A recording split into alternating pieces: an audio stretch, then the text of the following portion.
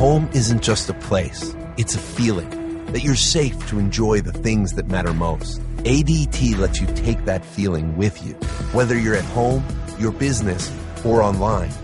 We help keep you safe with security systems, home automation, alarms, and surveillance, so you can feel at home wherever you are. Go to ADT.com to get that feeling for less than $1 a day. ADT. Home. Safe home.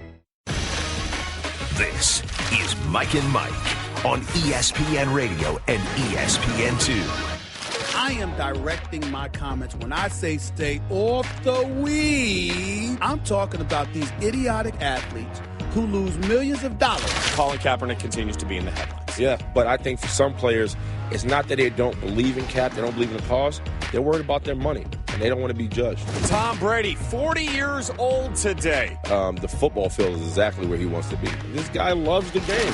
Now, here's Mike and Mike. I think we all love the game, and that's why we're excited that tonight football is back in America. We've got the Cowboys, we've got the Cardinals, the Hall of Fame game.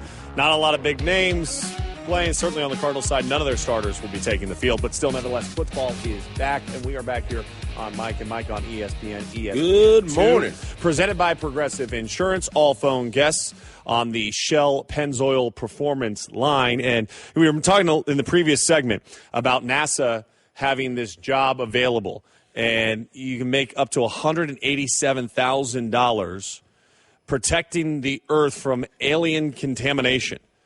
And Mark Pearl on Twitter reached out to us and said, can you please tweet the NASA job opening? It's something I want to check into. Hashtag help wanted. When they say contamination, what do they mean by that? I don't know. What are you going to get exposed to? I mean, we're worried about CTE. We're worried about CTE. What do aliens use? I mean, we didn't even know there were aliens, let alone a protection part of the NASA umbrella. When you say contamination, I'm thinking, like, are there, like, sneakers floating around in space? Is there dirty laundry? Are we asking these guys to fight aliens or pick up laundry? Like, what's really going on? I figure if you're going to go fight aliens, you got to have some cool weaponry, though. Yeah, like, I mean, what do you imagine? Like, if you're defending against alien contamination, what kind of weapons do you think NASA actually gives you? Like, I'm thinking, to combat it. When you see this, I'm like, man, the first thing that comes to mind is Independence Day. When you want to go out like Will Smith, don't you want to be Will Smith in this? Yes. Great. Don't we all want to be Will Smith? I think if you don't have a job and you're kind of stuck in the middle row, like you don't know what to do with your life, this is a great opportunity to figure it out. Then there is this tweet. Monsoonal moisture brings rain and lightning and thunderstorms to Southern California. And it says it literally rains often in L.A. This is from a guy that lives in Boston. I live in L.A. It doesn't rain that often, okay? Like, it rained a little bit this year. I don't know if you know this, but for like the last decade, we've had no water. I live in a desert, all right? L.A. is literally a desert. And we had such little rain that we were rationed on when we could shower and when we could water our lawns. Wow. So to say that it often rains in L.A., not necessarily the most accurate statement. Now, it has rained this year, and we had a good amount of rainfall. But it's not like you living in Portland, Oregon. And it's not fair to argue with somebody who lives in L.A. Right. Either, so. But, I mean, it rains here. It rained yesterday. Yes. And I'll be honest, I'm driving in the car yesterday after the show. And I spent some time here on campus afterwards, talked to some people, then we're driving back to the hotel. And as I'm driving back to the hotel, it literally has like the thing that comes on and goes, Yeah, the emergency alert. Right. And it goes, rain, hail, it was 50-mile-an-hour gusts. Yeah. Like, I was like, what am I in for? So I walked into the front desk of the hotel, and I said, okay, so is that going to hit here? Or is that like somewhere else, and the station's just a big station, and I'm picking up the signal? No, it was real. I mean, it was trouble getting around traffic. It was flash flood warnings. Bad. Flash flood warnings. You know, hold the kids, grab your belongings, get out of Dodge. That's what the alert felt like. So yeah, the alert felt like it was going to be apocalyptic storm. Yeah, it really wasn't that bad. I mean, but we're here. But we're here, and it's Thursday, and we're talking NFL, and Todd Arhcer, is going to be joining us, ESPN NFL Nation Cowboys reporter, is going to be joining us on the phone here in just a matter of seconds so that we can talk to him about the game tonight, because tonight football is back. It's good to have football back. It's nice to say that there's actually going to be a game, that there's actually people that are going to be hitting each other tonight on the football field. Sometimes when football, I'm happy it's back, but it's also the end of summer. Anytime football gets going, you know your summer's over. Kids are getting back to school, which some parents I know are really happy about that. I am. But it talks about, like, listen, summer's over. Why? It's time to see some hitting. Do you know why parents are excited when their kids go back to school? Why is that? Because literally I'm an unpaid Uber driver over the course of the summer. I'm an unpaid Uber driver. I am literally driving my kids to and from, whether they're playing with their friends, or you got camps, you've got summer school, you've got their athletic teams, you've got tournaments, and it's just like you feel like you're just racing and your head is spinning at all times. So if you're an Uber driver, what's your rating? I'm a 5-star. Are you sure about that? I'm never late. You can't? Never late. I mean, 15 minutes early is on time. Are the kids giving you 5 stars? Oh, yes. I mean, because I'm the one that pulls up the music. I mean, you and I've talked about music off air today. Right. You're a country music guy. Yes. I'm more on the hip-hop. But I can go anywhere. You know this. You can sing. You were humming a tune before. I was doing Lionel Richie. Right. I even went Lionel Richie. I know, which is impressive. Lionel Richie, he's up there. But if you were to look. He's up there. Yeah, he's up there. Where is up there mean? What does that mean? When I say up there, if you need a romantic setting and you need somebody there you go. If you need the backdrop, put on some Lionel. All right, yes. If you need a backdrop or you need knowledge on the Cowboys, who do you go to? You go to Todd Arhcer, joining us on the Shell Pennzoil Performance Line, ESPN NFL Nation reporter, joining us here. Todd, what's up, my man? How we doing? Football back in America. Well. How are you guys doing? We're doing great. Hey, Todd. So obviously, finally get some football tonight. Yeah, a big weekend for the Cowboys. Let's start with Jerry Jones, though. I mean, how big is it for Jerry Jones to be inducted and part of this Hall of Fame class on Saturday? And what has his mindset been like over the past couple of weeks leading up to this day? Yeah, we've asked him a few times, how's the speech coming along? And he keeps telling us, it's going good. It's about 39 minutes for the first crack. He went through it. And then it was about probably down to like 25 minutes the second time. So hopefully by the time he gets up on the stage there in a couple nights, he'll get it down to the 16 minutes I think they're allowed to speak. But he's looking forward to it. He's got a ton of teammates from Arkansas that are going to be here. Obviously, everybody from his 29 years with the Cowboys will be here. Their team is staying after the game to watch him get inducted. You can't write the history of the NFL without Jerry Jones and what he's meant from a football side of things, winning 3 Super Bowls in a 4-year span in the 90s, and obviously what he's meant from the business side of things for this league. So very deserving of it, and it will be an interesting night on Saturday. Will the team be there Saturday to watch him get inducted? Yeah, they're staying after the game. They'll be off on Friday. They'll have a little practice on Saturday, and then they'll come to the induction ceremony, and then fly out after that. Go back to California and get ready for a practice on Monday back in Oxnard. Ezekiel Elliott's situation. How concerned are they of a possible suspension and how it will impact this team? It's funny. Jerry keeps saying Jerry is as positive as he is about everything, but especially about this, that he's told us on a couple of occasions that there's just nothing involved with domestic violence here in this situation. We'll see if the league agrees with him, that we're awaiting the final word from them as they hear from law enforcement and judicial authorities before Roger Goodell comes out and makes a decision one way or the other on a suspension. But if you listen to Jerry and you listen to people with the team, they don't think that there will be anything coming down. And that's maybe a little surprising from what Adam Schefter reported a few weeks ago, where Elliott's camp was bracing for a short suspension. So if he's there for a full 16-game season, clearly really good for the Cowboys. If he misses the first couple games, I don't think it's a death knell on their season, but obviously affects them.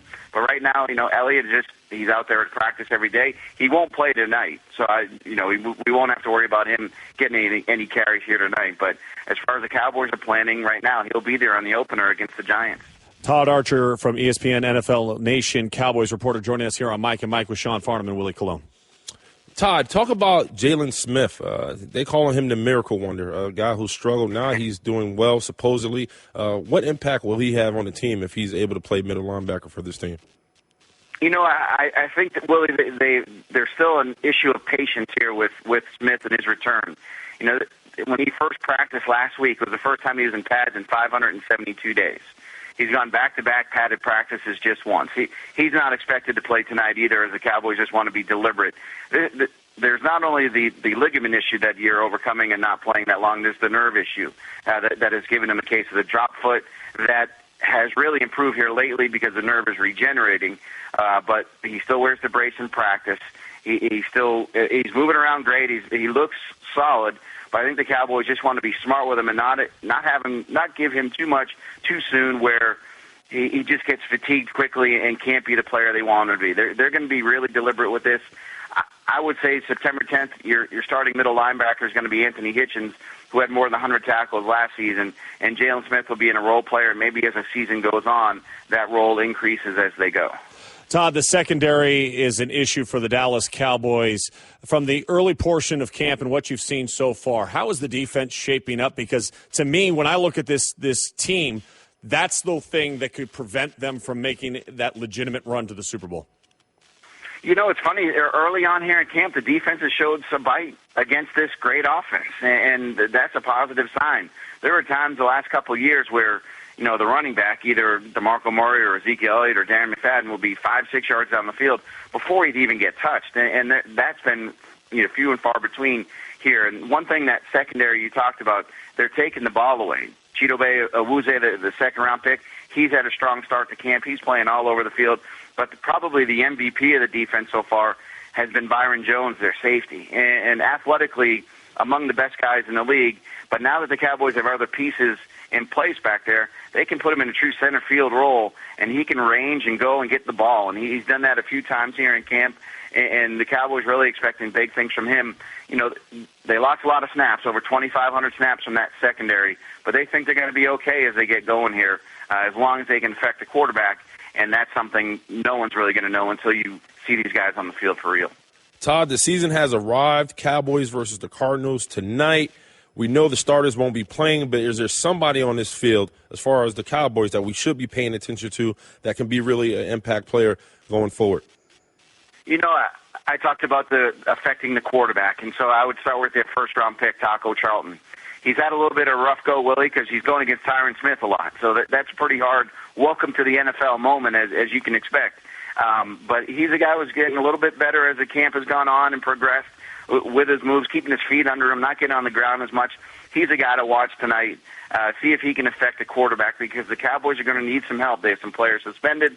They don't have that pure pass rusher. You say, that guy will get you 10, 12 sacks. They're hoping Taco Charlton can be that guy to come in and be a big part of their rotation as they go forward. Offensively, a guy to watch is Jalen Smith's brother, Rod Smith, running back. He's ahead of Alfred Morris right now on their depth chart, behind Darren McFadden and Elliott. He's the guy who's been really good here early in camp, and we'll see if he can continue that tonight against the Cardinals. All right, we have not talked about Dak Prescott yet, and obviously last season he was in a very different role at this time versus where he is today. How has he handled being the lead guy in the big chair with the expectations because of last season's success to carry that through to his sophomore season? Yeah, you're seeing a guy who's much older than his age. He just turned 24, but you think this is a guy who's been in this position his entire life and has really adapted well to this spotlight. And you talked about it a year ago this time. He was the number 3 quarterback. He wasn't the number 2 until Kellen Moore suffered a broken ankle and missed the season. Played in that first preseason game against the Rams, missed on all but one pass in that game, threw a touchdown pass to Dez Bryant. And really from then on, he's handled everything better than anybody could have imagined. And that's carried on through this offseason and through the early part of training camp here. You know, it helps him to have that line, to have Elliott, to have Dez Bryant, to have Jason Witten. But at times when you go down that route, it almost seems like you're diminishing his skills. This is a talented guy. He can throw the ball, he can run the ball, he's a dual threat, and he doesn't make mistakes. So far early in camp, he's done everything the Cowboys want to do and believe there will be no such thing as a sophomore slump for him at all. All right, Todd Arhcer joining us, ESPN NFL Nation, Cowboys reporter. We appreciate you taking the time to join us here on the Shell Pennzoil Performance Line on Mike and Mike this morning. You got it, guys. Thank you. Time now to switch gears a little bit. Conor McGregor, Floyd Mayweather. The fight is coming up. We've talked about this before when we've worked on the locker room together. The expectations, the hype. We saw the press conferences and all of that. The question has been, can Conor McGregor pick up his pace enough to actually get to Floyd Mayweather? No. Okay. This is a joke.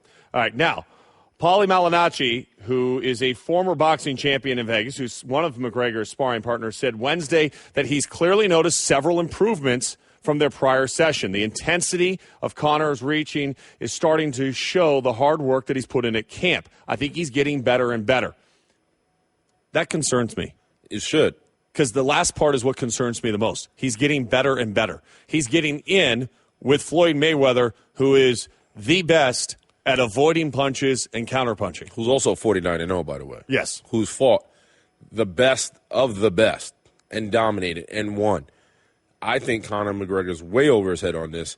I understand when you talk about the sport of fighting, there's always a puncher's chance. But Floyd doesn't get hit. That's just not something he does. And then you talk about some of the best shots he's taken. If you've seen him against Sugar Shane Mosley, he took a shot that should have dropped him. He didn't go down. He's taking shots against Madonna, didn't go down. I doubt Conor McGregor is going to have that type of shot that's going to sit Floyd Mayweather down on the canvas. I just don't see it happening. I think it's just, I mean, it's fun now for McGregor because he gets to up there and he gets to talk. He gets to wear the fur coats, the big sunglasses. He gets to talk and be that monster image that he is. But when he gets in that ring, there will be no more talking. This will be live, and I hope he can back it up. But I don't see him coming out of this thing on top. Here's what Paulie Malignaggi had to say about McGregor and the increase of intensity. It was a lot more intense than the first one, and the first one was pretty intense, but last night was way more intense. Joe Cortez had to get involved a lot. He wants you to know that you're in a fight.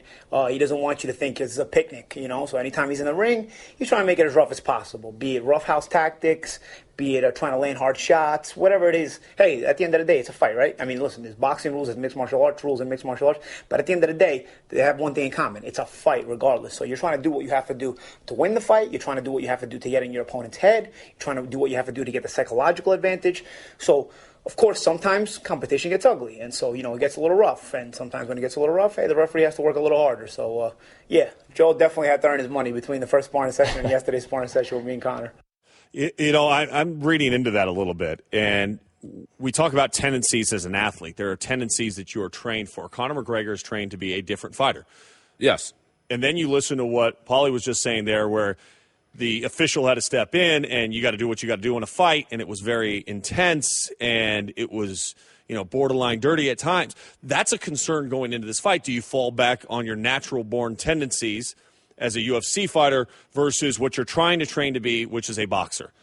Well, he's into the world of boxing, so you hope that he's prepared to box. I mean, him, you know, Paulie's sitting there telling me that he's had his intensity has picked up doesn't mean anything to me. It should. You're about to get ready for a fight against one of the best ever. Your intensity should pick up. You should be on par and focused for this fight. At the end of the day, if he doesn't come out there and perform, he can get himself hurt. So you hope that he's right on par of being what he needs to be to compete against Floyd. But I think Floyd's not joking anymore. I think it was a joke maybe a month or two, but now it's business. His record's on the line. There are things on the line. His pride, his legacy. You do not want to lose to an MMA fighter if you're Floyd Mayweather. Doesn't speak highly of you. Floyd Mayweather, also news coming out for this fight, they were originally thinking that they could wear 8-ounce gloves. Mayweather had thought about that. McGregor said that he would prefer to wear 8-ounce gloves. However, because it's a junior middleweight division at 154 pounds, the Nevada Athletic Commission has mandated that they wear 10-ounce gloves according to commission rules. Change anything for you? No, I think everybody knows that Floyd has brittle hands, and that's part of the reason why he puts on those gloves, those 10-ounce gloves. But listen, it's Floyd's fight. This is his world. He's going to have it his way. He's never going to step into the ring where he feels like he's at a disadvantage at any way, of course. So I expect him to be fighting in 10-ounce gloves, and McGregor will have to get over it. You still buying this fight? You gonna watch it? I struggle because a part of me doesn't want to feel like I'm getting, you know, I know the gimmick. I know what it's all about. I see Floyd dropping him in 5, but part of me wants to see it because it's a spectacle. It's a spectacle. It's an event. Yeah, and everybody's going to tune in because it's Floyd, it's McGregor. But everybody's more excited about the verbiage and the warfare between the lips than the actual fight because they know Floyd is going to beat him up. I'm actually interested to see the fight because, that's my anticipation, that we're going to see Floyd get to him, avoid Conor McGregor. I expect McGregor to come running and charging right away to try to get to him early and try to get his hands on him. But I think that at the end of the day, Floyd Mayweather is going to walk out of that ring and put on a great show, and he's going to win. I still want to watch it. I still want to buy it. I want to get the taco truck out front. I want to get a bunch of friends over and watch the circus that will be that event. Do you buy the theory that Conor has a puncher's chance of maybe connecting that one haymaker, a hook that can possibly drop Floyd? You don't? No. You don't think he has enough pop if he hits him clean to drop? Not at all. I don't think Conor has anything that can topple Floyd. I don't. I've seen the best of the best try to demolish this guy, and he's always come out on top. I'm not saying he's going to. You asked me if I think that but I'm also he could reach him and get him. Right, and I also said if he hits him with his best shot, you don't think he can drop him. But I've seen Cotto, I've seen Madonna, I've seen Sugar Shane, I've seen De La Hoya, I've seen guys give Floyd his best, give him their best, and always come out. He's never been dropped. I don't see him getting – well, he has been dropped once, but I don't see him getting dropped now, especially from Conor. I just don't see it. I don't care how hard – I don't care if Conor hits him with an uppercut or a hook or whatever. I don't see Floyd going down. All right, I don't see him going down either, but if you're asking me if I think that if he hits him clean, can he get him? The answer is yes. Okay. I think that he can. Home isn't just a place. It's a feeling. Whether you're at home, your business, or online, ADT helps keep you safe. With security systems, home automation, alarms, and surveillance. So you can feel at home, wherever you are. Go to ADT.com to get that feeling. ADT. Home. Safe home. Well, Greeny, we're halfway through another baseball season, and we're really seeing some players who stand out as winners. Kind of like business travelers who win at business by staying at La Quinta Inns and Suites. That's because you can put your La Quinta Returns loyalty points to work on the spot with instant free nights. Just drive up with no reservation and instantly redeem points for a free night that same night simply by using the La Quinta app. It's like hitting a grand slam. With an app instead of a bat. Well played. Prepare to win at business by learning more about instant free nights and check out the summer rates at LQ.com. This Thursday morning on ESPN Radio, ESPN2, and the ESPN app, I am Sean Farnham. He is Super Bowl champion, Willie Colon, and the man that is joining us over two-time Super Bowl champion with the New England Patriots, Damien Woody joining us. Damien, what's up? How's it going? I'm good, man. I'm good. Hey, got my big dog beside me. Man, It's a lot of beef on set right now. I know. I feel if I was a quarterback, I'd be well protected on one end and not so much on the other. 40 years old. Guess what? You're going to be 40 in November. Yeah. I'm going to be 40 in September, and there's a quarterback that's turning 40 today in Tom Brady. You feeling old? No, I feel like I'm getting better. There you go. That's the way. Like wine, that's right. Like fine wine. Like I'm only getting better with age, but It's just because you just got back from Hawaii. That is true. Hawaii makes you feel that way. Yeah, yes, it does. Yes, it does. Aloha so it's good. and mahalo. That's right, and it feels good to be back. But I was just thinking, like coming up here to ESPN, how crazy this is. LT, LaDainian Tomlinson, is getting inducted to the Hall of Fame. Yep. He came into the league a year after Tom Brady. Think about the longevity that Tom Brady has had throughout his career, where a guy like LaDainian Tomlinson, shout out LT, by the way, who had a tremendous career, he's already getting inducted to the Hall of Fame, and here's Tom Brady still playing at just ultra high level at the age 40. It's just unbelievable. Is there a part of you that feels like, man, if I was to do what Tom has done or continue to do, can I still be playing? Because that's how I feel. Like if I would have maybe this is, I shouldn't say this, but maybe if I would have focused harder on my diet, got proper rest, had the gurus and the stress coaches and all that, could I possibly be still playing? Do you think players think like that? Well, yeah, absolutely. Because players always been, this is the one thing that we've always done for the majority of our lives is play football. In respect to myself, I don't know if I would have played that long. I don't know if I would have played till 40. I've always had an eye towards something else. But the time that I did play out, I loved it to death. football was everything. Right. It really was. But I always looked at football as a catapult or a springboard to something else. ESPN NFL analyst Damien Woody joins us in studio, giving us Straight Talk, brought to you by Straight Talk Wireless. Best phones, best networks, no contracts. What makes Tom Brady so unique? What makes him so special? You obviously were around him a lot, and you got to see him go to work every day. What separates him from others? Yeah, I mean, I saw him in the infancy stage when nobody knew who Tom Brady was, when he was the fourth-string quarterback, and the drive, the edge that he had to be able to supplant, three guys. Right. People don't know how hard that is. You're a 6th-round draft pick, and you're able to leapfrog a couple of veterans. Then you're the backup to Drew Bledsoe. All of a sudden, you get your opportunity, and then you just take it and run with it and have this tremendous career. I don't know if I've ever come across anyone with the type of focus and drive that Tom has. Even to this day, at 40 years old, with the career that he's had, he still has that edge he still has that chip on his shoulder. A lot of guys, when they've experienced the tremendous success that he's had, they get complacent, but not with him.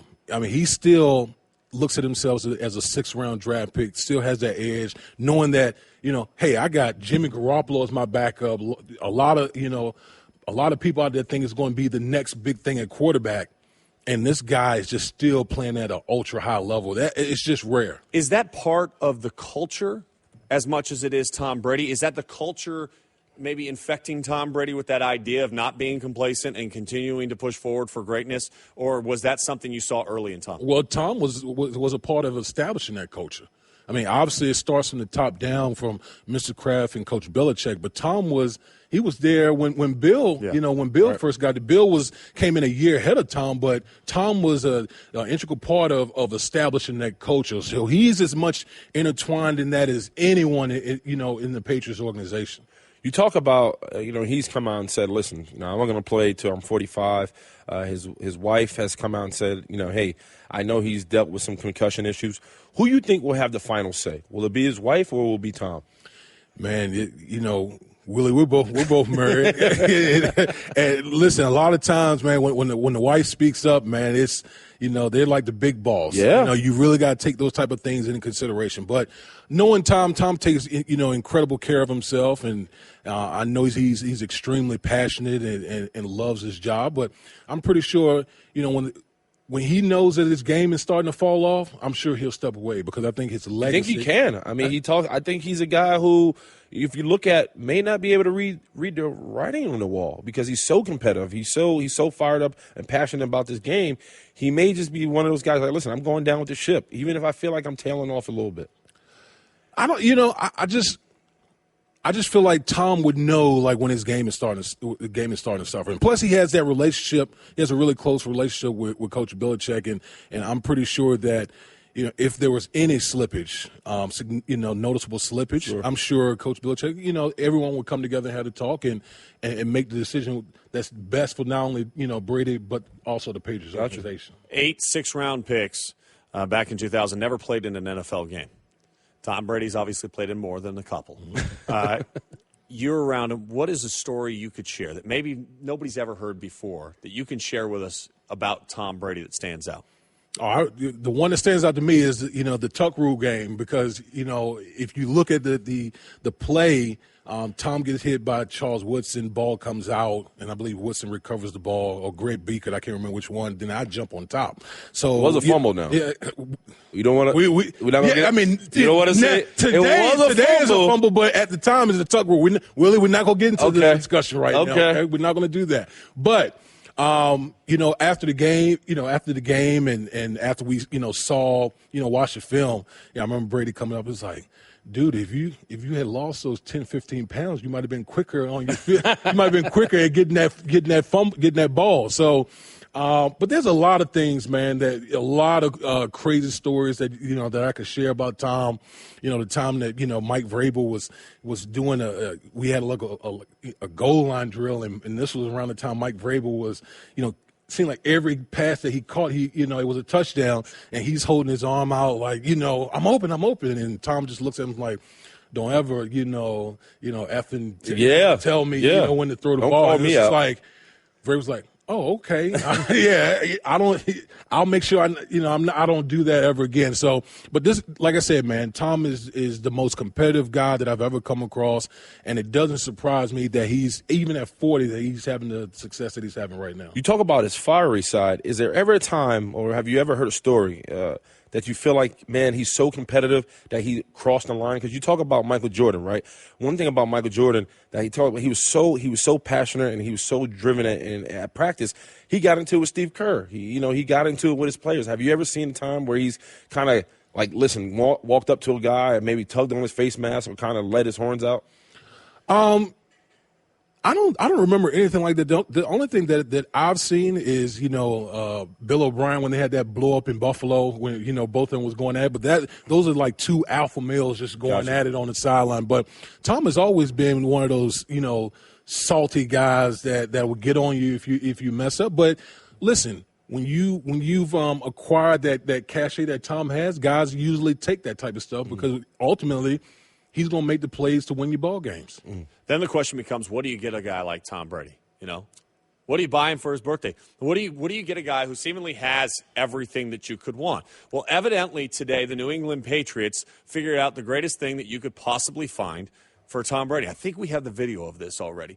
But they brought him baby goats. Baby goats. How appropriate. That's original. I like that. I like that one. How that is pretty appropriate for the guy. In my opinion, he's the greatest of all time.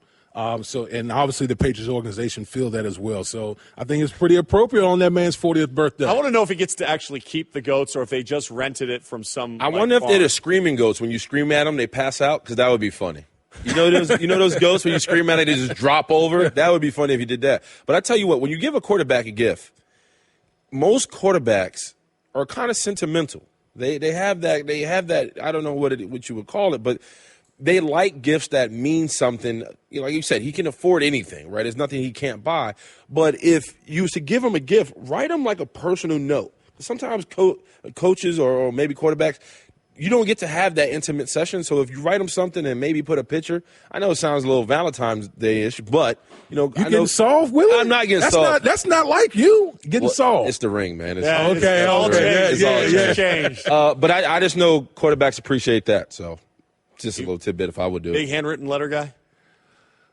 Only to my wife. That's about it, man. You gotta stay in the good graces. Yeah. So it's all about the little things. So we know Tom's emotional. I think you would appreciate that. Okay, but can this emotional Tom Brady that's now 40 years old lead him back to the Super Bowl this year? Absolutely. They're going to win it? If I'm picking between the Patriots and the field, I'm going with the Patriots. Will they go undefeated? I'm going to say no. I'm going to say no. It's so hard to go undefeated in this league. I know with all the moves that they've made in the offseason, I still think that at some point they'll slip up and get an L somewhere. It's just so hard to just completely run the table. Okay, Kevin, for the grand prize of $1 million, what color is the White House? I know this. 5 seconds. Oh, switching to Geico could save you a bunch of money on car insurance? Okay. Judges? That's true, Kevin. They'll allow it. Congratulations. You're a winner. Woo! Geico, because saving 15% or more on car insurance is always a great answer. All right, Mike and Mike, we continue to roll along here on ESPN2. Some tweets that have been sent in to us. Of course, you can tweet us at Mike and Mike. Brady can play at 40 because of the rules. He doesn't get hit. If he played under the old rules, he would have already been retired. Do you agree, disagree? I agree. I don't know. I don't know how I feel about that altogether. I think, it depends. Brady is somebody who, he defies the odds. When he's passionate about it, there's nothing he can't do. Once he puts his mind to it, it's not about anybody else. It's about him. Damien? Can't get to him. That's the thing. Yeah. I mean, the way the Patriots passing game is set up, it's not like they're chucking the ball down the field a whole bunch. They like to get the balls in their playmakers' hands and let them do what they do. So it's hard to get to a quarterback when he doesn't hold on to the ball. Again, your tweets at Mike and Mike through the 1-800-Flowers.com Twitter feed.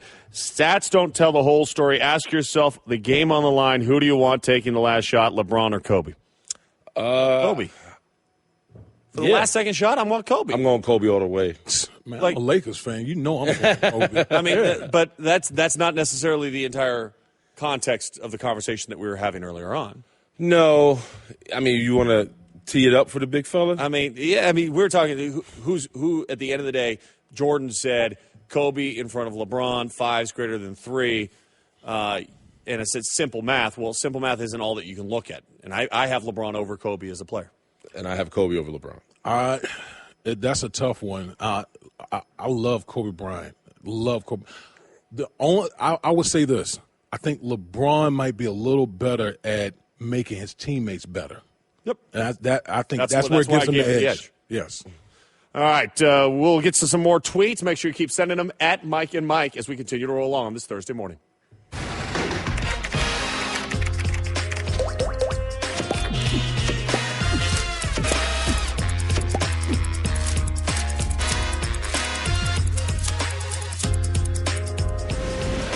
All right, Mike and Mike here on Thursday morning, ESPN2, ESPN Radio, the ESPN app. I am Sean Farnham. He is Willie Colon, Super Bowl champion, 2-time Super Bowl champion over here, joining us once again for this segment, our NFL analyst, Damien Woody. And you mentioned in the last segment that if you had to take whether the Patriots or the field in this NFL season, that you would go with the Patriots. Mm-hmm. All right, let's discuss the field. Let's start with the team that had them on the ropes, looked like they were ready to deliver the knockout blow, and then let them off the hook last year, the Atlanta Falcons.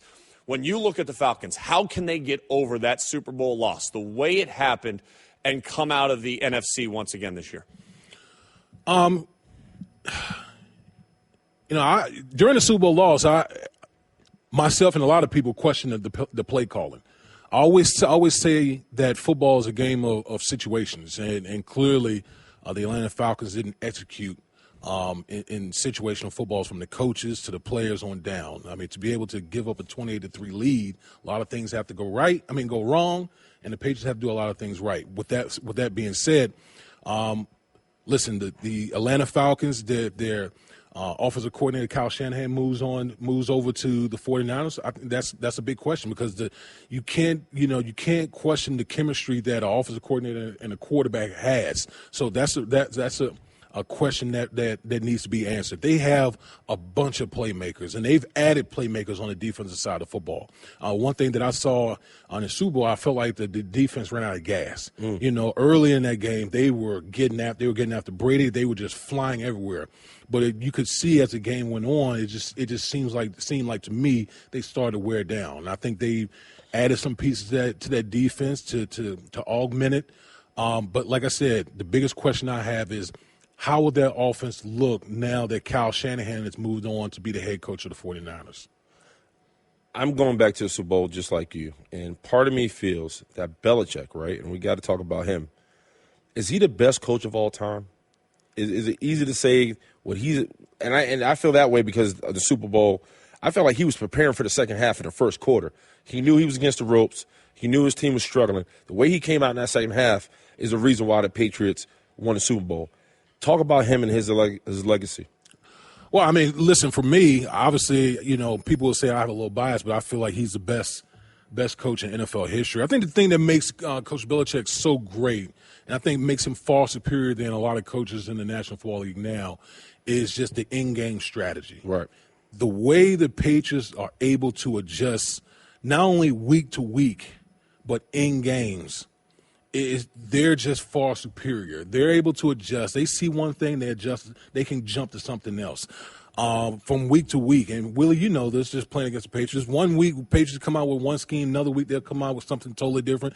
And it's like that week after week after week. There's not many coaches that are able to implement that type of system where you can literally – it's almost like a chameleon. They just – you never really get a beat on them. Well, they expose matchups. Right. I mean, they take your best guy and they expose him. They make him average. They basically make you play left-handed. They want to take away the things you do well and make you play left-handed and say, okay, beat us. Yep. And if you beat them, hey, congratulations. But it's not often that many teams can find a way to do that. Especially in game. Damien Woody joining Willie Colon and myself, Sean Farnham, here on Mike and Mike. Mike and Mike is presented by DraftKings. Try daily fantasy for free at DraftKings. Use the code Mike now at DraftKings.com. Let's think from the fantasy perspective.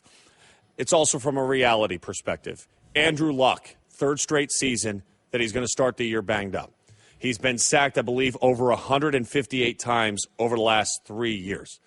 How can the Colts protect him? And if you were drafting a fantasy quarterback, how would you value Andrew Luck because of these injuries and just how often he gets hit? Well, I'm worried about Andrew Luck. He had the shoulder surgery, hasn't participated at all in this whole offseason, and I don't believe in training camp as well. He hasn't thrown. And that's the one thing that bothers me is when a quarterback's not able to participate, in off-season work. That's where you build the chemistry. The stuff you do in April, May, June directly affects what happens in September, October, November, because that's where you lay the groundwork. Now, I will say, I feel like the Indianapolis Colts finally started to figure things out. They started drafting big guys up front to really protect their franchise. Right, protect their franchise. So I think they'll be better on that front as far as protecting Andrew Luck.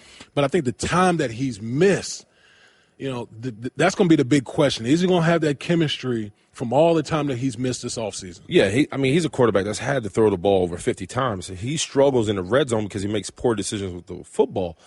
Ultimately, what you just mentioned is they drafted the center, Ryan Kelly, coming from Alabama. That's a staple. You draft inside out. They're starting to build something around them.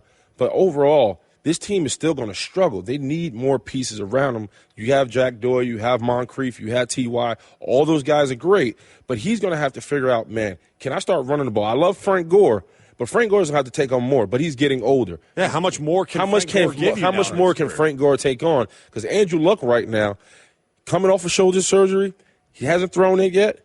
Doesn't look good for the Colts starting the season off. Well, and we haven't even talked about the defense. That's another big question mark for the Indianapolis Colts. And obviously, big picture, you got to look at the AFC South. The Titans have gotten better. We're not talking about them at all because Marcus Mariota's injury. Yeah, he doesn't get hurt. It maybe is different. America, it's time for some straight talk. You love your phone. Look at you. You hardly put it down. But you don't love that expensive wireless plan, do you? So what if I told you can keep that phone network and number 2 for a lot less? Well, this is me telling you. It's time to switch to Straight Talk, guys. Bring your own phone and get unlimited plans starting at just $45 a month on America's largest, most dependable 4G LTE networks. Straight Talk Wireless. Only at Walmart. Savings may vary. Please refer always to the latest terms and conditions of service at straighttalk.com. This is Mike and Mike on ESPN Radio and ESPN2. Tom Brady, 40 years old today. He's setting the trend. He's talked about it time after time. He wants to play into his 40s. Colin Kaepernick continues to be in the headlines. Yeah, you're telling every guy in the league to say, hey, protect the brand, wear the shield. Well, where's the shield for Colin Kaepernick? NASA has the perfect job. Planetary Protection Officer will involve preventing alien contamination. Are there like sneakers floating around in space? Is there the dirty laundry? Now, here's Mike and Mike. Mike and Mike on ESPN Radio, ESPN2, the ESPN app, presented by Progressive Insurance. All phone guests on the Shell Pennzoil Performance line. He is Willie Colon. Hey! How you doing? Still here rocking with you. Yes, you are. I'm Sean Farnham. He won a Super Bowl. I did not. Football is back, which is always a good thing. We've been talking a lot of NFL. We're going to continue to talk NFL. Also, later on this hour, Joe Tessitore will be joining us. Oh, you did a great impersonation. Oh, I will. It's probably the best one I've ever heard, honestly. Willie, when you talk about impersonations of Joe Tessitore, it can't just be a simple average, run-of-the-mill type of impersonation. It has to be an impersonation that is indicative of a man that literally has a hashtag named TessEffect on Twitter. It's a man that can call the biggest moments in college football and make them more relevant, have them cut through at a level that is greater than the average. That's me, Joe Tessitore. Look at that. Yeah, we'll have some fun. Tess and I are going to have some fun. We'll talk about Italy. We'll talk about balsamic vinegar and the correct viscosity of it. All things that Joe and I have discussed in the past as my broadcast partner during the college basketball season here on ESPN on Super Tuesdays with the SEC. But time now to go back off the top. We're going off the top one more time today. Off the top. All right, let's go. Tom Brady turning 40 on Thursday. That's today. We've talked about that all day long. He got goats as a birthday present. They put up goat out in front of their training camp today. They brought him baby goats, and there's a good reason why. He owns the most regular season wins, playoff wins, passing yards, and passing TDs of any quarterback in their 30s in NFL history. He'll seek to set new milestones if he can start in the Super Bowl at 40 years old. Nobody has been able to accomplish that, or start all 16 games this season for the New England Patriots. Off the top. The NFL preseason officially kicks off tonight. We've mentioned it all day. Football is back. There's going to be a ball that is snapped. It's going to get kicked. Somebody's going to score. We don't know who it is. Somebody's going to get hit. But we do know this. It won't be any of the Cardinals starters. They're not playing in tonight's game. It starts at 8 p.m. Eastern, the Hall of Fame game between the Cardinals and the Cowboys. Of course, Jerry Jones, the Cowboys owner, he's getting inducted into the Hall of Fame this weekend, as well as quarterback Kurt Warner, who led the Cardinals to their only Super Bowl appearance. However, they did not win. Why? Because Willie Colon was on the Pittsburgh Steelers. Isn't that right? That is correct. Had nothing to do with Santonio Holmes in the corner of the end zone. Tony 2 feet. Yeah, there you Put go. him down, baby. Santonio Holmes, baby. Brought it home. Off the top. All right, the Dodgers fell last night, ending a 9-game win streak. They fell 5-3 to the Atlanta Braves. It also broke a streak, a Major League Baseball record, of 53 straight wins when leading an opponent at any point in time during the course of the game. Maybe more importantly for Dodgers fans, you don't want to see Atlanta. They're 17-0, the Dodgers are, against all other opponents since July 4th. However, the Dodgers are just 3-3 against the Atlanta Braves. Off the top. All right, for the Yankees, they got their guy at the trade deadline. Now he'll make his first start. Sonny Gray will make his first start tonight again on the road against the Indians. Gray allowed 7 runs earlier in his first start against Cleveland this year, which tied for his most ever allowed runs in a game in his career. Overall, Gray has allowed 5.87 earned run average in 4 starts in Cleveland compared to just 3.13 in all other parks that he visits. The Yankees, the Red Sox, the American League East. It's getting to that point in time for the pennant chase. It's always fun as we turn the leaf over to August and then get to September, which also means that we talk football. And, again, we were supposed to have Jeremy Renner, a real Avenger, joining us here in studio today on the Mike and Mike show. But Jeremy got hung up because of weather. Could not get his helicopter to fly here, Willie. Rich people problems. Yeah, so guess what? We found our You're stuck with me instead. We found our own Avenger. We found the closest thing to a real-life Avenger that we could find here at ESPN. I'm trying to think of a comparable letdown that someone could experience in their life. You know, it's like I'm going to go see an appearance of someone, and then instead you get like you're supposed to go to some like fancy concert, and then you get the house music. Like that's what I feel like right now. I'm just the house music. No, it's good. But we did get questions that have been tweeted into the show. Some questions that we had for Jeremy. So we're going to ask them to you. I'm into that. All right. I have a lot in common with Jeremy. We're very relatable. I know. When I look at you, I just see him. Mostly our acting chops. I That would be the biggest cannot believe that you were not in the New Avengers. If LeVar Ball said he was a better actor than you, how would you react? Listen, I'm a better shooter than Steph Curry, but you guys don't see me bragging about it, all right? Let's just end horrendous the conversation that you right even there. admitted that. That is bad. With your fellow Avengers cast members, who wins a battle royal style fight between Downey, Evans, Hemsworth, Johansson, Ruffalo, or yourself? I'm going to not pick myself. I'll go with Hemsworth. Okay. Yeah. I don't have a good reason why. Great-looking dude. I'm sure he's strong, too. Okay. Now, if you were to play in any movie, right, is there any jersey or sports paraphernalia, if you will, that you will not wear, you will refuse to wear? Oh, man. I'm not a big fan of the Jaguars uniforms. Like, the color scheme Really? doesn't do it for me. Yeah. So you would protest the Jaguars? That's kind of harsh. They've got so much working against them right now that I probably should lighten up a little bit, huh? Man, I'm in general not a big advocate of adults wearing jerseys. You know, like that. Why?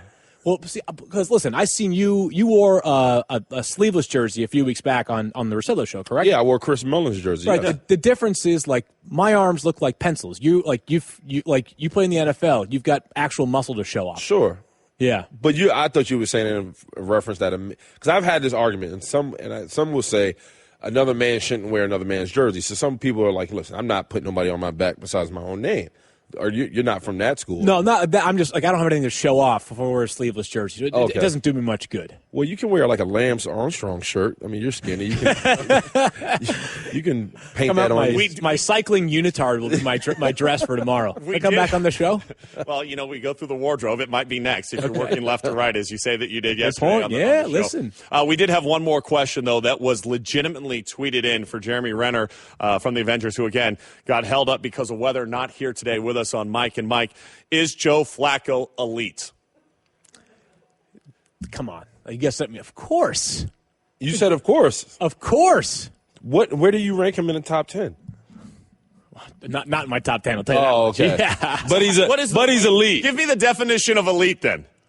Because if he's not in your top 10, I mean, like to me, where does elite stop? I just like that Twitter perpetually pays homage to PFT commenter and that we weave him into Mike and Mike here this morning. Is Joe Flacco elite?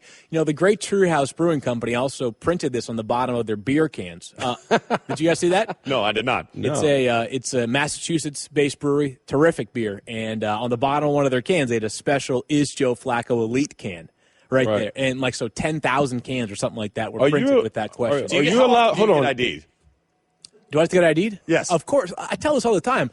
The worst is I can understand getting ID'd. Like it happens, right? And some places have a hard and fast policy. Whether you're, gray is all get out or, you look like me, you get ID'd. That part I can live with. What I can't stand is when there are institutions that they card you at the door. Nobody under the age of 21 gets in, all right? So I get in the door, which means I'm over 21, and then I get to the bar and I get carded again. Like, what is that, man? Like when the bartender cards you after already being carded by the bouncer. That's because that's a shot to the bow right off the there. Bouncer. That's why. Yeah, they don't trust their security at the end of the day. They got to get new security at whatever establishments you've been going to recently. Right. All right, so what is the number on elite, though? Because you said that Flacco's elite. So where's the number stop on quarterbacks that are elite for you? So the number on, quarterbacks that are elite, I would imagine that again, it's such an arbitrarily defined term. Okay, so I want to know the number, and I want to know your definition of what elite is. Oh, man, like guys that could carry your team to a Super Bowl. Like what we saw Aaron Rodgers almost do last year was super elite quarterback play, right? Like that was a defense that could stop anybody. The three of us could have put up 40 points per game against that defense based off all the injuries and the lack of talent. Aaron Rodgers almost single-handedly took that team. I mean, they made the NFC Championship game. It was a blowout, but still, getting to the Final Four is nothing to shake a stick at. I would say it's a quarterback that can basically carry a team when either defensive reparations are needed or injuries have depleted your defense so much that you just can't stop anybody. So I like that definition. That's a good definition. My list the obvious guys are at the top. You got Brady. You got Rodgers. You've got Breeze.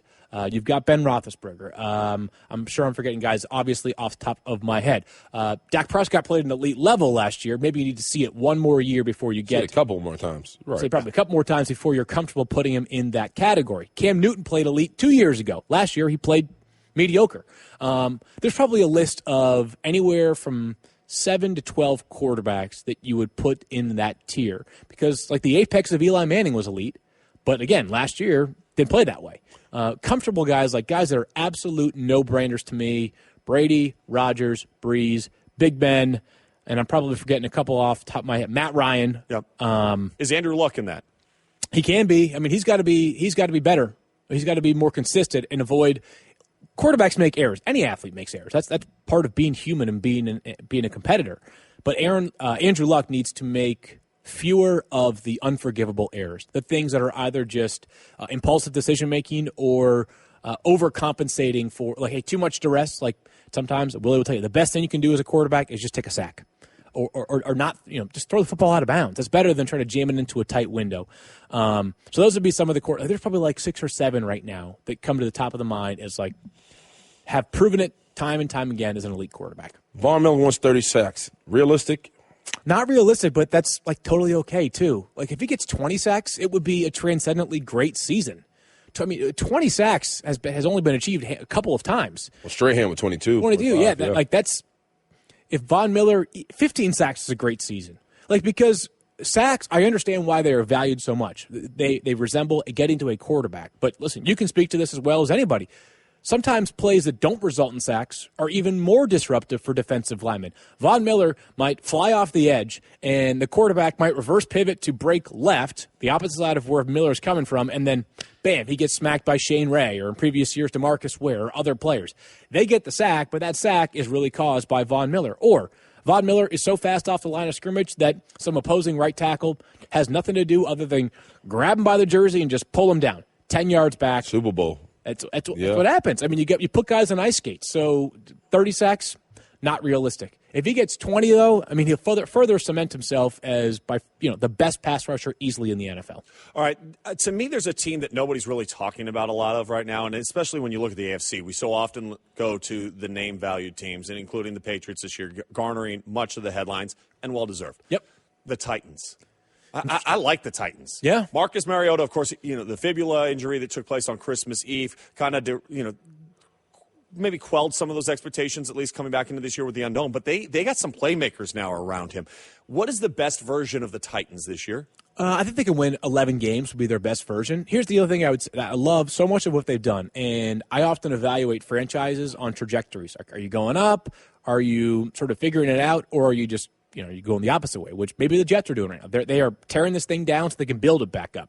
The Titans have this arrow that is like skyrocketing right now. Offensively, they have their quarterback in place. They've got some good pieces on defense. They're steady. They're well coached. Dick LeBeau, is going to be one of the best defensive coordinators until he retires, which probably will be never at this pace. The guy loves football. The offensive line is nasty and talented.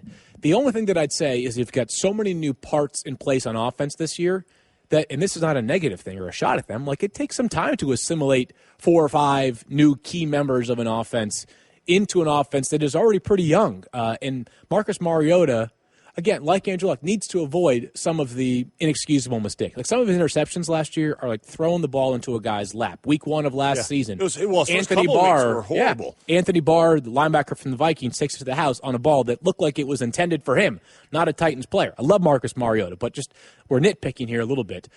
They added a ton of speed on all 3 phases this offseason. They got faster on offense, obviously, faster on defense.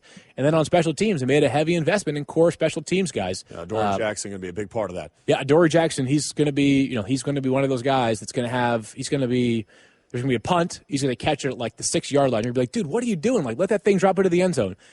And then it's going to be a house call, and you're going to say, all right, I forgive you for fielding that punt at the 6-yard line. Arizona Cowboys plans tonight. If you was to play, look into the crystal ball, how many games do you see the Dallas Cowboys winning this year? I think 11, and that will be a 2-game regression from last season. They also play a first place schedule this year. So it's possible that they win 11 games, which would be 2 fewer, but still are about the same level of team as they were last year. There's sort of you can speak out of both sides of your mouth and say that, hey, now they've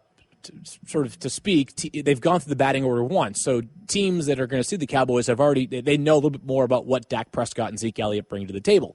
At the same time, we often say that the biggest leap for NFL players can be between year 1 and year 2. Those guys could be even bigger and badder dudes this year than they were as rookies, which is a ridiculous thought because they dominated the NFL for almost the entire regular season. So I think 11 wins for the Cowboys. The defense still has major question marks. Do they win the division? Suspensions. I think they will win I think them and the Giants both win 11 games, and that it might be as simple as whoever has the tiebreaker in the head-to-head matchup. All right, we've touched on some quarterbacks, and Field Yates joining us here on Mike and Mike with Sean Farnham, Willie Colon here on this Thursday on ESPN Radio, ESPN2. Jameis Winston, they loaded up with some talent around him now. He's got Deshaun Jackson. They got O.J. Howard in the draft. We saw Jameis Winston last year take, I thought, a dramatic step forward. Yeah. What's the next level for him and the Bucs? The playoffs. I mean, they're going to be a trendy pick. In that division? I was going to say that I think they're a trendy pick for the wild card. I don't have a ton of reservations about Jameis Winston. There's not much he can't do. He is ridiculously. I mean, he's incredibly talented. He's a football savant. Like the guy knows NFL football basically from the moment he got into the league. The weapons are great. The offensive line has a couple of moving parts this year. They're moving Ali Marpet from guard to center. They're hoping to get J.R. Sweezy back after a year missed due to injury. So, and there are some question marks. The running game was they're going to be dedicated to it, but it's still somewhat stagnant. And Dirk Cutter, his offensive coach and sort of de facto offensive coordinator as well, head coach and de facto offensive coordinator, wants to throw the football down the field early and often. So between Mike Evans and Sean Jackson, they have the weapons in there. But again, just see if that they have been inefficient as a deep passing team each of Jameis Winston's first 2 years, despite the fact that they've thrown the football down the field a ton. So I think the offense has a ridiculous ceiling, but the division is the hardest part. I mean, they could win 9 games this year and miss the playoffs entirely. Staying in the division, Drew Brees, is he a lifer of New Orleans, or you see him going elsewhere?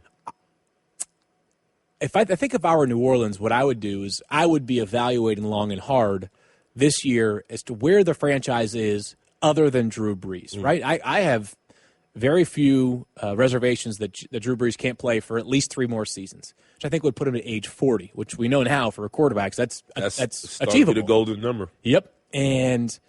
But the thing is, it's not about Drew Brees and his ability. It's like, all right, do we need to be honest with ourselves and concede that the best way, the long-term health of this franchise is best suited by rebuilding, tearing this thing down, and not, putting Band-Aids together or on open wounds in free agency and signing guys for big money, thinking that they're going to be the difference maker to put them back over the top. They've won 7 games in 3 straight years. So listen, do I think Drew Brees can play for at least 2 more years beyond this?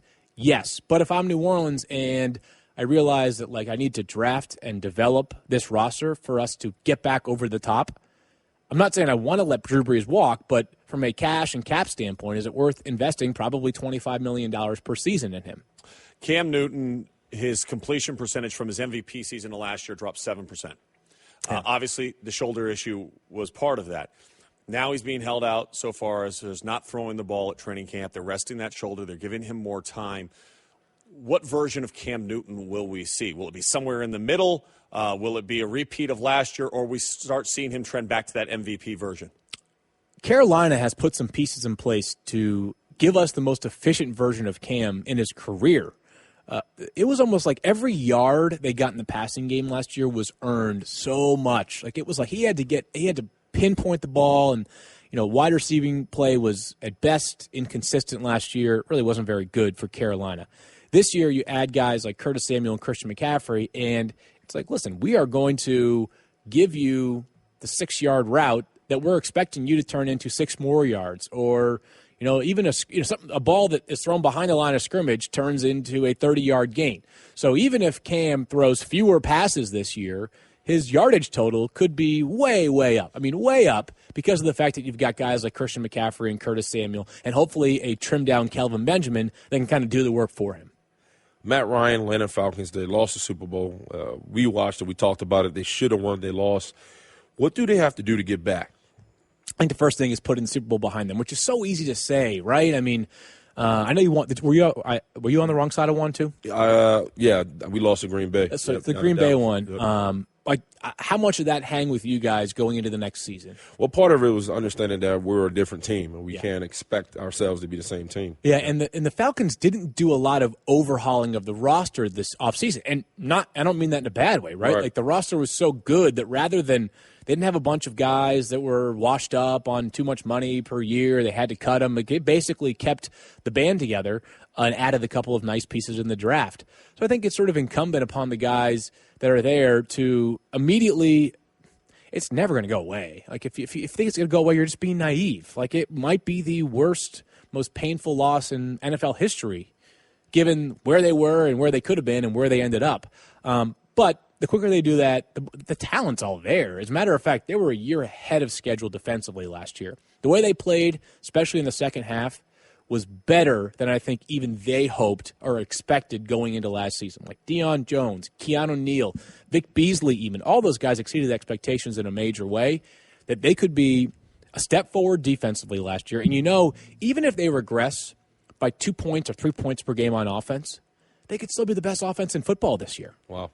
All right, before we let you go, Field Yates again stepping in for actor Jeremy Renner, who is not here with us today. So we brought in Field Yates. We want to let you go, but we want to ask you a quick question about your new movie, Wind River, which hits theaters tomorrow.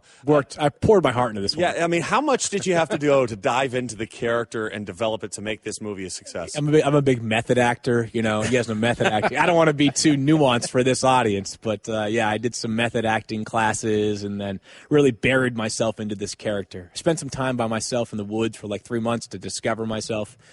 I have no idea if the character is anything related to this, but we'll pretend like it was. There's a river. There's some wind. Yeah, Wind River. It's really good. Yeah. If you could be any superhero, who would you be? Probably Superman. Really? Yeah, is that too lame for you? Come on. I'd take that. Who would you be? Oh, I would be the Hulk. You're halfway there. I mean, you got the size, right? Yeah, I mean, yeah, but I think it's more to my temperament than more my size, but I appreciate the compliment, I guess. Yeah, listen, I'll be the temperament Dark and size. Knight. I'll be Batman. Can't argue with that one there. Yeah. You don't mind that? No, I don't like that. Why? You look more like Cyclops. You could play Cyclops. An X-Men. You look like Cyclops type. Home isn't just a place, it's a feeling. Whether you're at home, your business, or online, ADT helps keep you safe. With security systems, home automation, alarms, and surveillance. So you can feel at home, wherever you are. Go to ADT.com to get that feeling. ADT. Home. Safe home.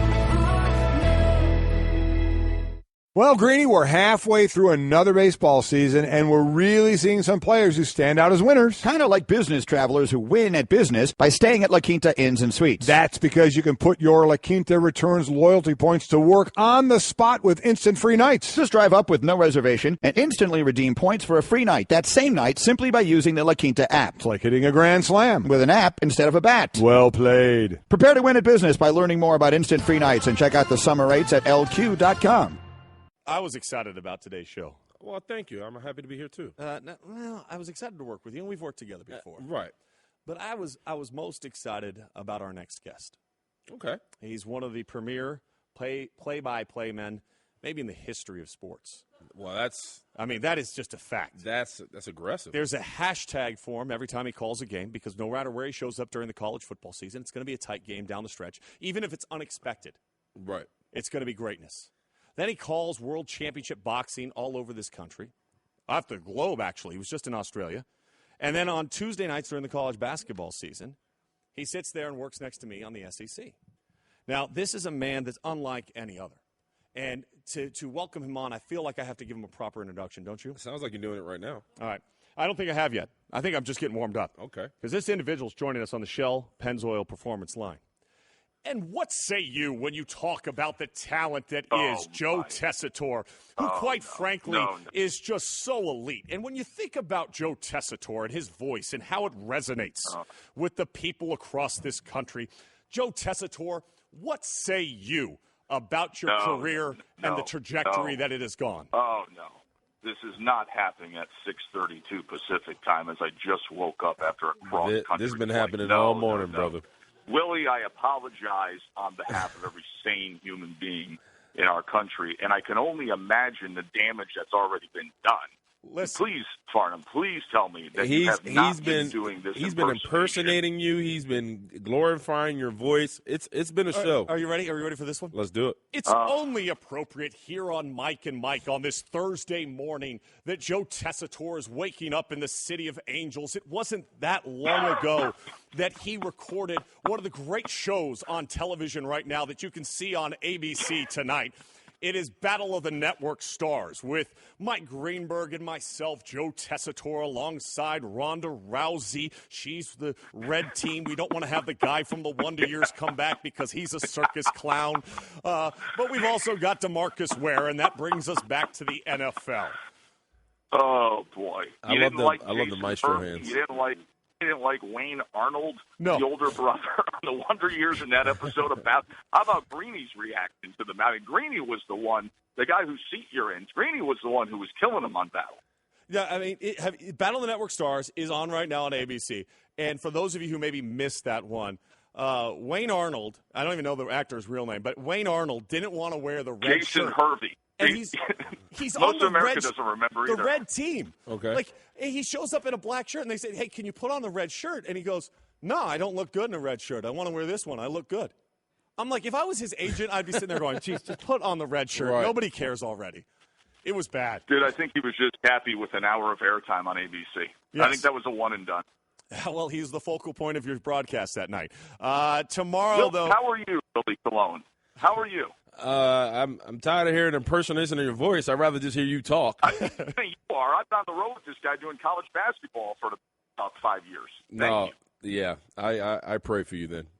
Well, let's get into it. Huge boxing match, and this has been great. Obviously, you were in Australia, and Manny Pacquiao in the controversial upset loss to Horn.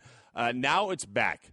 And when you talk about Lomachenko, I think you're talking about a guy that's just playing out soapy when he's boxing. I mean, this guy, he can do it pure. all. I mean, how pure and how clean is his abilities inside that ring?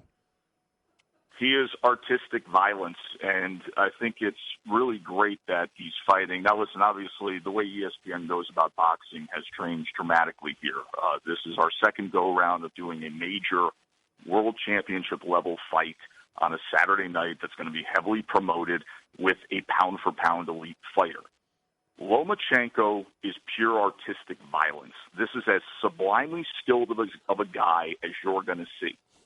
The way boxing works is you start your career off, you're easily managed, you're fighting 4-round fights, you work your way up to 6-round fights, you get about 15 fights deep, you work your way up to 8-round fights, maybe you're good enough to get to 10-round fights in contender status, and maybe someday you're good enough to contend and fight for a world title as a veteran or as a prospect that took that long path up. Not Lomachenko. He is already a 2-division world champion by his 7th pro fight. He's from Ukraine. He's the greatest amateur of all time. He went 395-1. He fought for a world title and won a world title within 3 professional fights. And here he is already knocking on the door of having these comments as a pound-for-pound. Arguably, some have him as the number 1 pound-for-pound fighter in the world already, of having these arguments of, I can't find a fight. Nobody wants to fight me. So he's going up against a guy, Miguel Mariaga, on Saturday night on ESPN, who's an aggressive, highly entertaining puncher, a style that's going to be very, very willing, and a style that should make for the best possible opponent to showcase just how skilled Lomachenko is. Moving along, Conor McGregor, Floyd Mayweather. Does Conor have a puncher's strengths? Is it a joke? Stop it. Don't even talk about it. It's not competition. It's business. It's one of the great business entities and deals ever put forth. It is not a championship caliber event. It is insulting that the Nevada State Athletic Commission has even sanctioned the fight. It's silly, and I actually worry, and I am very serious in saying this, I actually worry in watching the build-up to this fight and seeing how quickly people have pulled back the curtain on it and understand it. And that's what I think a lot of us worried, that do people understand the sweet science compared to fighting, of understanding those words, that they're not the same thing. I worry that Floyd Mayweather is going to carry him. I worry that he's going to carry him rounds. Really? Instead of just simply doing what he's going to be capable of doing at any moment, and that is easily countering every single fat punch, wide-thrown punch, and damage him instantly. I think it's silly. Listen, I respect it greatly as a business venture. It is a phenomenal business venture. And I respect both men's ability to market this and to say, are you kidding me? We will gladly take the con man cash grab here. But it is not a championship event. It is absolutely in no way a competitive sporting event. Is it detrimental to all the positives that we're seeing in boxing, in particular It's not even considered boxing. There's So- nobody in the industry that even considers it boxing. It has no impact on boxing. It's a side business event that is simply being put forth and sanctioned as boxing. It has no impact on the sport. Floyd is not part of the sport any longer. Conor isn't at all. He'll be back doing UFC in December, and his Q rating will be off the charts after this as he goes very, very mainstream. But this impacts boxing in no way. If you think Floyd Mayweather is going to beat Conor McGregor and then come back and say, okay, what do I want to do in boxing now? Do I want to get a prime Terrence Crawford or Keith Thurman or any of these guys who go up to 160 pounds and fight the winner of Triple G and Canelo Alvarez. No, under no circumstances. Floyd Mayweather has simply, especially in the back half of his career, and he's excellent. He's one of the greatest defensive boxers of all time. He is not even close to being the best boxer of all time or the greatest ever. That sizzle has been sold more than the reality of that steak. Not even close, not even in the conversation. But in no way, how thick is that steak, he's only taken from the sport. He doesn't want to give to the sport. Joe Tessitore joining us. Not that he needs an introduction. You know his voice. You want to see a guy. Now, listen, you bring up Lomachenko, who's fighting Saturday night on our air.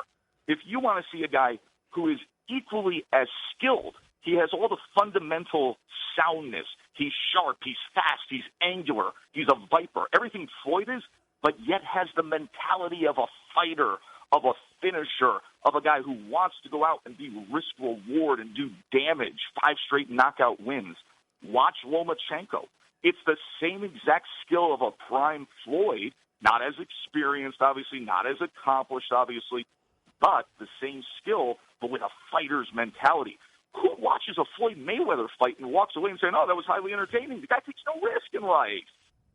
You talked about Canelo. Except for outside the ring. That's when he takes risk. You talked about Canelo and Triple G. What should we expect? Is this the fight of the year? Or no, just not ask the question. That's fine. I'm going to throw one more thing on Floyd Mayweather, Willie Colon. And everybody should do this. Everybody should do this.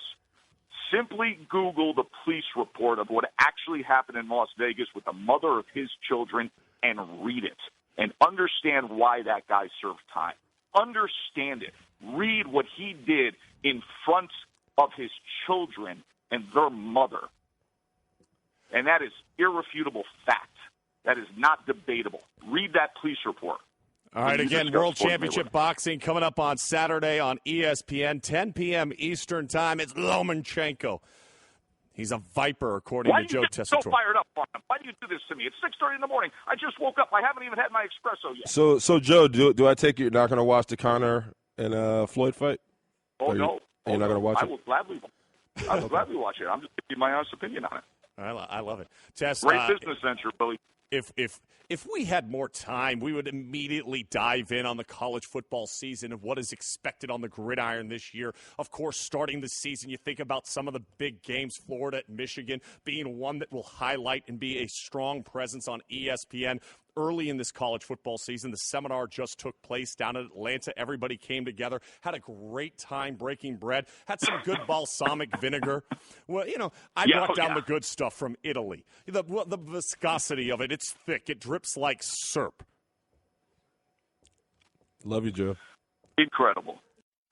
Okay, Kevin, for the grand prize of $1 million, what color is the White House? I know this. 5 seconds. Oh, switching to Geico could save you a bunch of money on car insurance? Okay. Judges? That's true, Kevin. They'll allow it. Congratulations. You're a winner. Woo! Geico, because saving 15% or more on car insurance is always a great answer. Mike and Mike on ESPN2, taking some of the tweets from the 1-800-Flowers.com Twitter feed at Mike and Mike. This one I have to read in a certain voice. I don't know if you know which voice I'm going to use here, but pretty sure you do. Whoever this dude sitting in Greeny's seat, he just killed the Joe Tessitore impersonation. Well, I appreciate it. This dude happens to be Sean Farnham. I've said it about 50 times during the course of the show today. Hopefully you'll know it. I'll be back tomorrow with Willie Colon. But yes, thank you. I appreciate it. I take great pride in my Joe Tessitore impersonation. This one, Floyd is a defensive fighter. He will let Conor take charge and let Conor is fast and will land punches, and Floyd will get too arrogant. Your thoughts? I don't know.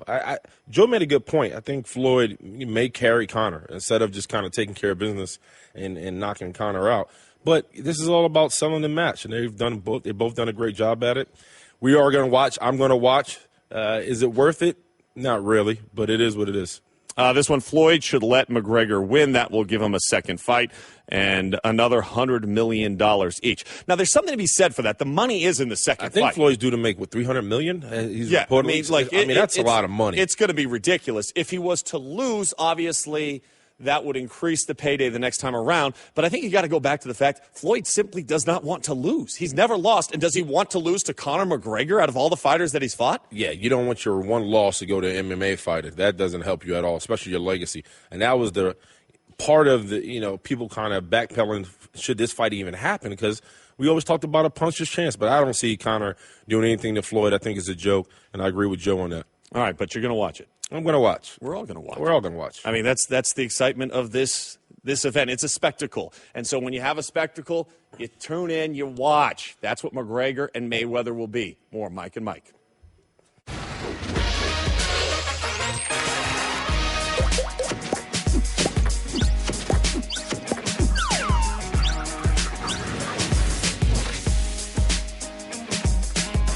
Final segment on this Thursday on Mike and Mike on ESPN2, ESPN Radio, and the ESPN app. Ryan Tannehill suffered an injury today at Dolphins training camp. Our NFL Nation reporter James Walker called into Sports Center with the details of the injury. Scary development here at Dolphins camp. Ryan Tannehill was scrambling to his right and just went down awkwardly and didn't get up. And with Ryan Tannehill, as everyone knows, he had a sprained ACL, MCL, last year that forced him to miss 4 games. He had a brace on his knee. Trainers came over to take a look at his knee. We don't necessarily have clarity just yet on the nature of the injury, but just from my view, it definitely was the left leg. He was taken out of practice by trainers. We should know a lot more after practice, but Ryan Tannehill going down, he had a lot of questions about his knee going in, and now it looks like, he may have tweaked his left leg, and we'll see how severe this injury is going to be after practice. The air has pretty much been taken out of practice. I mean, pretty much any time a starting quarterback goes down, and is taken off the field and hasn't come out as of yet, during practice, that just takes the energy out. The full contact practice, usually it's upbeat. There's a lot of energy. There's a lot of hitting. But, when Ryan Tannehill went down, everybody kind of gathered around him to kind of see what was going on, if he's okay. Then the trainers came in and walked him off the field, and it's just not the same energy in practice as you would expect when any starting quarterback goes down. All right, and again, that's the update from James Walker, who is there and was at the Dolphins training facility as Ryan Tannehill went down. Let me ask, did you ever have a training camp where somebody got injured like that took the air out of the practice? Yeah, not even in pros. I mean, I played with a guy in high school. It was a one-on-one drill, landed the wrong way. He looked down on the floor. His knee was dislocated. Sorry. And so these things happen, especially when it's your quarterback. The Dolphins are supposed to be a sleeper team this year. Ryan's knees, and he might be sleeping now. Right. He can be going through some of his ACL. It's a lot, and I just pray that it's nothing serious. Maybe it's just a tweak, and he could rally from this, because this doesn't help the Miami Dolphins if he is hurt. All right, obviously you had a great career in the NFL. Who was the most difficult guy that you lined up against? Who was the guy that when you went against him, you were like, this guy is so difficult to block? For me, it was Haloti Ngata, Baltimore Ravens. I played him a lot. We from the same draft class. He was just a brute. I was a brute.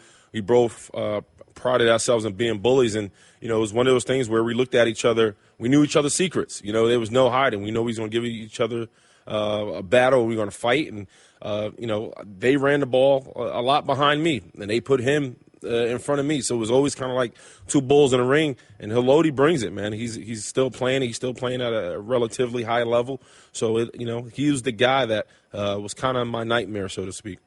Super Bowl championship. What do you remember about that game that night? I remember the confetti. It's funny because leading up to the game, you don't remember.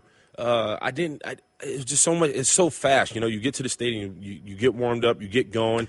You see the lights, you hear the national anthem, the game's going on, and all of that is all right. We won, and now I'm looking at confetti. And the older I get, I just remember, like, man, the game was so fast. I just remember everything happened so fast, and I look up when we won. And I think for me, having my mother in the stands and my brother, it was a special moment because she doesn't fly. So for me to get her on a plane and watch me win a Super Bowl was special. When you broke in the NFL, and obviously you win a Super Bowl real quickly here, and you now look at the Steelers organization. Yeah. What stands out about the way they conduct their business? I think they just believe in maturing and developing their players. They don't give up on guys. You know, they give guys a 2 to 3, maybe 4-year window to really become something. And they reload and they rebuild and they believe in the legacy of what the Pittsburgh Steelers are. And the guys buy into it. They understand the model of being a physical, being the toughest outfit on the field, and they love it. And I think that's what makes the Pittsburgh. We'll have football to talk about tomorrow because there's a football game tonight. Willie Colon, Sean Farnham. We'll be back tomorrow. I'll see you on Friday on Mike and Mike.